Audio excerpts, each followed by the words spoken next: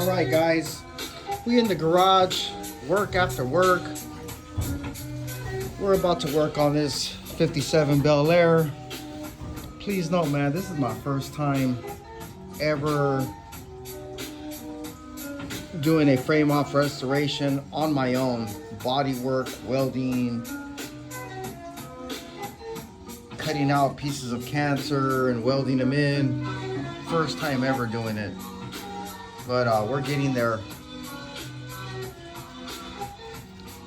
This is the visor that I'm working on right now.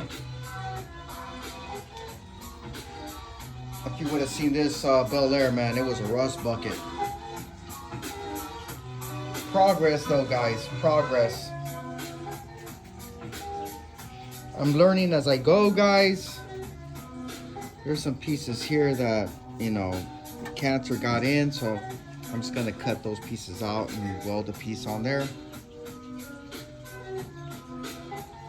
But little by little, we're getting there.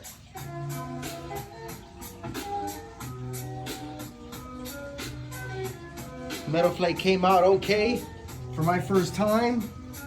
I feel that the body's coming out okay as well. But I'll keep posting some more videos for you guys to check out the progress. Thank you for tuning in, guys.